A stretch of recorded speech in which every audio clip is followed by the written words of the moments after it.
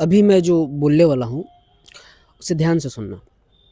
देखो, तुम्हें मेरी बातें कड़वी लग सकती है, अच्छी भी लग सकती है, बुरी भी लग सकती है। डिस्ट्रैक्शन जैसी कोई चीज़ नहीं होती। अगर मेरा गोल क्लियर है कि मुझे वहाँ जाना है, फिर जाना है तो जाना है, बात ख़त्म, क्लियर है। जाते वक्त मुझे इधर उधर की चीज़ें डिस्ट्रैक्ट नहीं कर सकती। ज़्यादातर डिस्ट्रैक्शन उनकी लाइफ में होता है जो अपने गोल को लेकर क्लियर ही नहीं रहते। उनको पता ही नहीं रहता कि करना क्या, लाइफ में पहुँचना कहाँ है। फिर वो इधर उधर की तमाम चीज़ों में फंसे रह जाते हैं।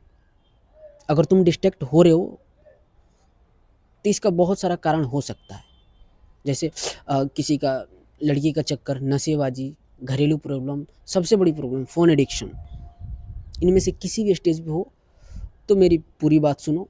जब तक बात नहीं सुनोगे तुमको समझ में कुछ आने वाला है नहीं। अपने आप को रूम में 21 दिन के लिए लॉक कर लो, या जब तक तुम सफल नहीं हो जाते दुनिया से कट ऑफ कर लो। साधु बन जाओ। ये महाबकचोद तरीका है डिस्ट्रैक्शन को ख़त्म करने का।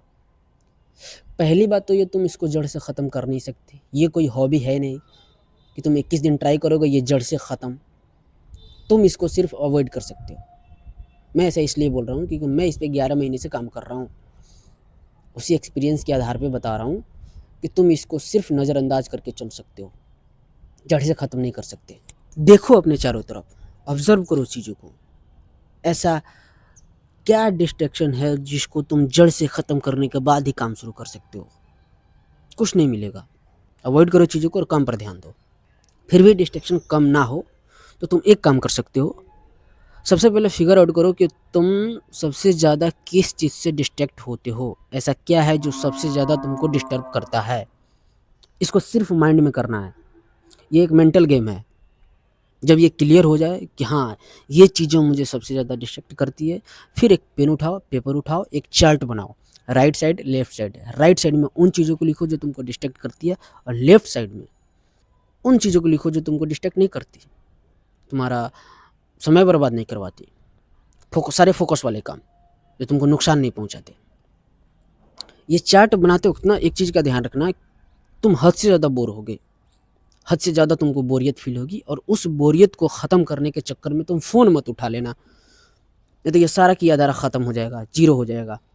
ये जो सर्च करके बैठो डिस्ट्रैक्शन कैसे ख़त्म करें, ये वीडियो देखना तुम्हारे लिए बेकार हो जाएगा।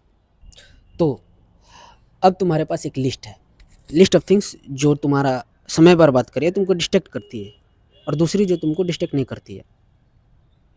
जो लेफ्ट साइड है जो तुमको डिस्ट्रैक्ट नहीं कर रही है ये तो तुम्हें पता है, लेकिन राइट साइड में जो है जो तुमको डिस्ट्रैक्ट कर रही है, इस पे तुमको सबसे ज़्यादा ध्यान देना पड़ेगा।